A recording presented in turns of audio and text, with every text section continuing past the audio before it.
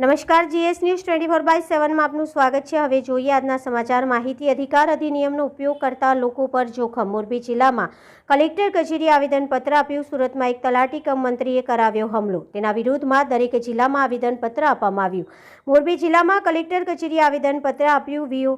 દેશમાં દરેક નાગરિકોને જાણવાનો અધિકાર છે। માહિતી અધિકાર અધિનિયમ 2005 મુજબ માહિતી માંગીને જાણી શકાય છે અને જ્યારથી આ કાયદો અમલમાં આવ્યો છે ત્યારથી જાગૃત નાગરિકો તે કાયદાનો સદુપયોગ કરીને ભ્રષ્ટાચારીઓની પોલ ખોલી છે। ત્યારથી માહિતી માંગતા આરટીઆઈ કાર્યકર ભ્રષ્ટાચાર આચરતા તંત્રને આંખના કણાની જેમ ખૂંચે છે અને હવે વિસ્તૃત માહિતી છે તેથી રૂબરૂ આવીને રેકર્ડ જોઈને જે માહિતી જોઈએ તે લઈ લેજો તેવું જણાવીને અરજદારને રૂબરૂ બોલાવીને ધમકાવવામાં આવે છે, ધમકીઓ આપે છે, મારકૂટ કરવામાં આવે છે તેવી અનેક ઘટનાઓ સામે આવી છે। જેમાં તાજેતરમાં જ સુરત જિલ્લાના તાતાથૈયા ગામે તલાટી કમ મંત્રીએ આરટીઆઈ એક્ટિવિસ્ટ દીપક પટેલની રૂબરૂ બતાવેલ અને જ્યાં તેમના ઉપર હુમલો કરી મારી નાખવાની ધમકી આપી હતી, જે અંગે દીપકભાઈએ પોલીસ તંત્રમાં અરજી આપી છે, પરંતુ હજુ સુધી પોલીસે એફઆઈઆર નોંધી ન હોય। સમગ્ર ગુજરાત આરટીઆઈ એક્ટિવિસ્ટોએ પોતપોતાના જિલ્લામાં આજે બપોરે આવેદનપત્ર આપ્યું છે, જે સૂચનાના ભાગરૂપે આજે મોરબી જિલ્લામાં આરટીઆઈ એક્ટિવિસ્ટ ગ્રુપ દ્વારા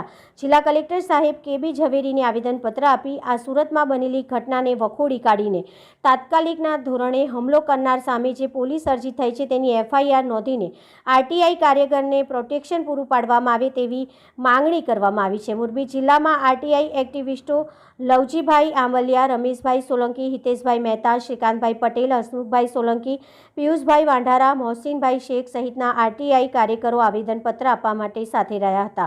reporter Shrikant Patel, GS news 24/7। સુરતમાં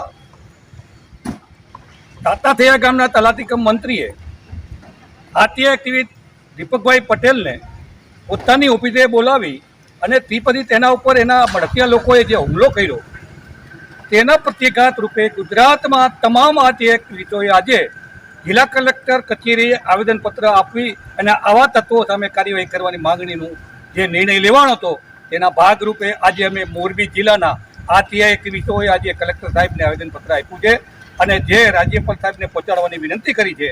અને આવા તત્વો જે આરટીઆઈ એક્ટિવિસ્ટ ઉપર હુમલો કરે છે, જે ભ્રષ્ટાચાર આચરે છે અને ભ્રષ્ટાચાર જે એને કણાની માફક આજે આરટીઆઈ કાર્યકરો ખૂંચે છે એને સુરક્ષા આપવામાં આવે એવી માંગણી સાથેનું આવેદનપત્ર આજે અમે મોરબી જિલ્લા કલેક્ટર સાહેબને આપ્યું। માહિતી અધિનિયમ હેઠળ માહિતી માગતા અરજદારો ઉપર માહિતી અધિકારીઓ અવારનવાર હુમલા કરે છે અને અવારનવાર આવા પ્રસંગો બને છે, જે બાબતે રાજ્ય સરકારમાં અનેક વખત રજૂઆત કરી છે। માહિતીનો એક કાયદો છે અને કાયદાથી ઉપરવટ જઈને માહિતી અધિકારીઓ માહિતી આપતા નથી અને હુમલાઓ કરાવે છે બીજાઓ મારફત।